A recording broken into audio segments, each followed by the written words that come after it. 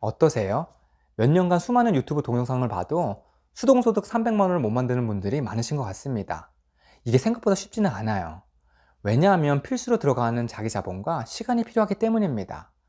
이 영상이 진심으로 도움되시길 바라고 우리 구독자분들은 꼭 이루시길 바래요. KB 골든라이프 보고서에 따르면 지금 현 시점에서 은퇴를 한다면 평균적으로 써야 하는 최소한의 필요한 돈은 매달 251만 원이고 적정 생활비는 369만 원 정도라서 평균 300만 원 정도는 필요합니다. 우리가 나이와 상관없이 꼭 만들어야 하는 것은 내가 일하지 않고도 들어오는 현금 흐름을 300만 원을 만들어내는 것인데, 배당을 받는 금융자산으로 보자면 지금의 돈으로 고배당 ETF로 5억 원에서 6억 원의 현금으로도 만들어낼 수 있어요. 높은 수익률인데 원금 손실도 가능한 상품이니까 그 부분은 참고하시고 공부하시길 바랍니다. 또 수동소득을 만드는 어떤 투자가 있을까요? 네, 부동산 투자예요. 매달 순수익 300만 원을 위해서 5%의 수익률의 부동산은 7억 2천만 원입니다. 이쯤에서는 항상 부동산 투자가 좋다, 아니면 배당을 받는 주식이나 금융상품 투자가 더 좋다라고 하는 그런 의견 충돌이 있습니다. 또는 많은 분들이 그 큰 돈을 언제 만드냐고 또 이야기를 하세요.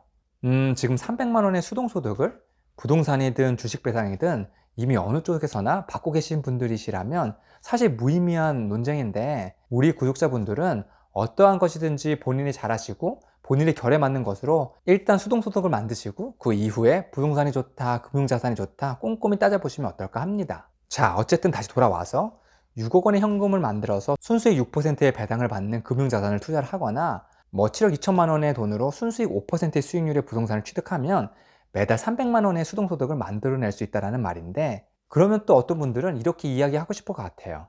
야, 그런 금융상품이 어디 있냐? 5%의 수익률의 부동산 찾기가 어디 쉽냐? 하시는 분들도 있을 것 같은데, 사실 잘 찾아보면 있습니다. 통계를 보면 우리나라에서 자산소득으로 부자가 되는 사람은 계속해서 증가하고 있어요. 지난번 영상에서 1년 만에 얼마나 많은 부자들이 증가했는지 자세하게 알 수 있는 영상이 있으니까 궁금하신 분들은 한번 보시기를 추천드립니다. 부자가 생겨난다는 의미는 조금 단순화해서 생각을 해본다면 점점 내가 쓰는 돈보다 수익이나 자산이 늘어난다고 말할 수 있는데, 그 말은 최소한 인플레이션 3% 이상의 자산 증식을 만들어가면서 수익은 생활비로 쓰고도 남아서 자산에 재투자한다는 의미이기 때문에, 내 상황이나 나의 생각 그리고 내 주변에서 보이지 않는다고 해서 지금 시대의 부동산 투자를 포함한 재테크로 부자가 된다는 것은 거의 불가능하다고 하는 것은 아니라고 말씀드려요. 충분히 넘치는 수익률의 자산 투자는 공부를 하고 실행을 하고 그 결과를 내면 낼수록 많이 보일 거예요. 그래서 우리는 공부가 필요하고 동시에 실행이 필수적입니다. 쉽지는 않지만 그렇다고 아주 어렵지도 않아요. 투자의 시드머니를 모으고 부동산 투자 공부를 해서 어느 정도 확신이 서면 투자하고 관리하면 됩니다. 매우 어렵다라는 사업을 잘 하셔서 수익에 상단이 없는 걸 해낸다면 가장 빠르겠죠. 현실적으로 매년 인플레이션이 3% 이상이고 내가 나이가 먹었어도 평생 동안 일을 해서 돈을 벌 수 없다는 사실을 인식한다면 좋은 자산에 투자를 하고 수동소득을 만드는 것은 쉽고 어렵고의 문제를 떠나서 필수 과목이 아닐까 싶어요. 비비용 구독자 여러분들은 인플레이션의 해지와 나와 나의 가족의 최소 생활비를 수동소득을 통해서 만들어내시기를 바랍니다. 이 영상을 보시는 순간부터 우리 구독자님들은 공부와 실행에 들어가실 거예요. 안 들어가셔도 자유니까 할 말은 없지만 하실 분은 하실 거예요. 비비온 채널은 부동산 자산 채널이기 때문에 중점적으로 부동산 자산에 대해서 말씀드리는데, 부동산 투자는 본인이 직접 투자하든 간접 투자하든 간에 확신이 섰을 때 해야 하는 것인데, 그러기 위해서는 공부가 필요합니다. 그 투자 판단이 설 때까지는 소액이라도 모아놓은 돈이나 매달 저축이 가능한 돈이 있다면 꾸준하게 적립식으로 고배당을 받는 금융상품을 찾아서 오늘부터 적립을 시작하시는 것도 좋으실 것 같아요. 고배당 ETF 투자 같은 거는 요즘에는 양질의 유튜브 컨텐츠들이 많으니까 이 영상을 다 보신 후에는 바로 찾아서 실행해 보세요. 생각해 보시면 부동산 투자를 위해서 시드머니를 모으는데 그냥 은행에 넣어두는 것이 아니라 배당을 받는 주식이나 ETF 등의 금융자산을 통해서 조금이라도 돈을 더 불려나가면서 시드머니를 모을 수 있다면 지식도 늘고 자본도 느는 거 아니겠어요? 이렇게 적립식으로 습관적으로 모아가면 투자에 들이는 시간 또한 아주 짧습니다. 시간이 가장 값비싼 자산인데 투자할 때 들여야 하는 투자 시간 자체가 너무 길면 안 좋은 것 같거든요. 일주일에 몇십 분 수준으로 수익률이 조금 떨어진다고 하더라도 투자에 들어가는 인풋 시간을 줄이는 것이죠. 만약에 하다가 결과가 좋아서 굳이 부동산 투자를 안 해도 이렇게 꾸준히 하면 되겠는데 싶으면 더 좋습니다. 자신의 방법을 찾았으니까요. 하지만 부동산 투자는 레버리지의 개념이 있으니까 익히기만 한다면 시드머니와 함께 빠른 자산 증식을 할 수 있어요. 시드머니를 만들어 가면서 동시에 부동산 공부를 시작하셔서 레버리지를 이용해서 투자하는 법도 익혀가시는 겁니다. 요즘 좋은 부동산 투자 강의도 많이 있으니까 잘 선별하셔서 공부하시는 것도 추천드려요. 제 개인적으로는 강의를 듣고 부동산 투자를 해서 자산을 만든 케이스는 물론 아니에요. 저는 건설자재 유통업 사업이 베이스라 사업을 하면서 부동산 투자를 지속해 오면서 여러 주요 지역의 부동산 자산을 소유하고 운영하고 있는데, 제가 여러 부동산 투자 강의를 들었던 계기는 코로나를 거치면서 저와 저희 회사의 부동산 자산 운영에 꽤 큰 어려움이 생겼을 때 뭐라도 해야겠다 해갖고 그때부터 시작해갖고 최근 몇 년 동안 경매, 토지, 건물 투자, 시행 등 많은 강의를 들었거든요. 그런데 확실히 필요 없는 시행착오를 줄일 수가 있고 시간과 실패 비용을 줄일 수 있는 아주 효율성이 좋은 레버리지라고 생각이 듭니다. 그래도 아쉬운 점이 있다면 실제 투자에 있어서 개개인의 재무적인 상태, 그리고 상황, 그리고 사람의 성향이 너무 개별성이 다 다르기 때문에 강의의 질과는 별개로 실행이 어려워지고 규결적으로 어떤 사람은 결과값이 잘 안 나올 수도 있겠다라는 생각이 들긴 했어요. 만약에 좋은 강의를 못 찾으셨다면 댓글에 있는 클래스 비교는 어떤지 확인해 보셔도 됩니다. 어쨌든 어떠세요? 목표 기억하시나요? 수동소득 300만 원.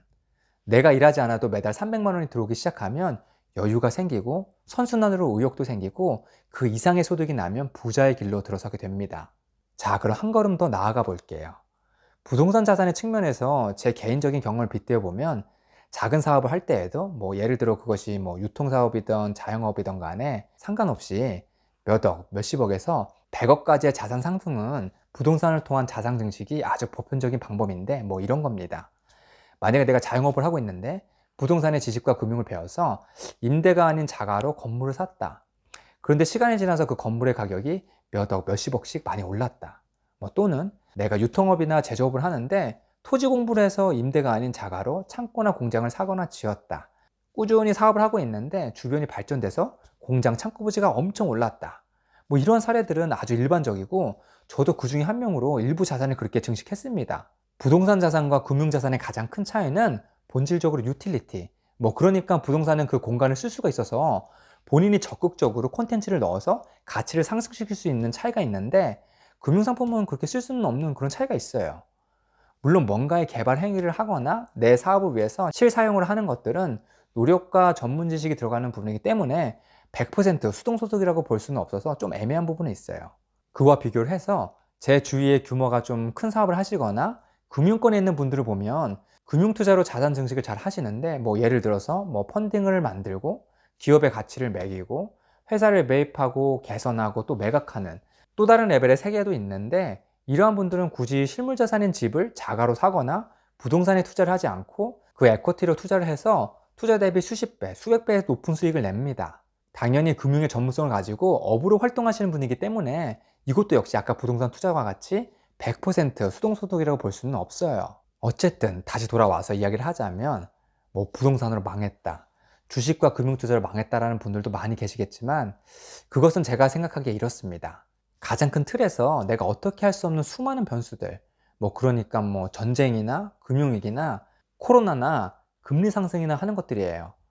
이거는 어차피 내가 어떻게 할 수 없는 거니까 빼두고, 망하는 경우는 그 자산에 대해서 사실 잘 모르는 상태에서 묻지마 투자식으로 하는 경우들이 대부분이거나 레버리지를 너무 많이 써서 금리가 높아지고 자산의 가치가 떨어질 때 힘들어지는 경우들이 대부분이에요. 레버리지를 많이 쓴다는 것 자체가 위험을 감수하는 일종의 베팅인데, 그 자체가 잘못되었다기보다는 그 자산을 잘 모르고 욕심을 부렸을 때 벌어진다고 생각을 해요.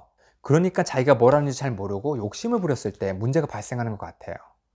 모두가 다 재테크 공부를 하실 필요는 없겠죠. 그런데 선택이 아닌 필수이기 때문에 나의 주위에 아무도 하고 있지 않다면 나는 해야 합니다. 우리가 해야 하는 여러 노력과 공부 중에 살아가기에 필요한 돈 공부, 돈을 만들어내는 자산 공부를 나의 필수 과목으로 꾸준히 하셔서 나와 우리 가족이 필요한 수준의 돈은 수동소득으로 꼭 만드시길 바랍니다. 조금이라도 도움이 되셨나요? 구독과 좋아요는 다음 영상을 만드는 것에 큰 도움이 됩니다. 지속해서 좋은 영상 올려드리겠습니다. 감사합니다.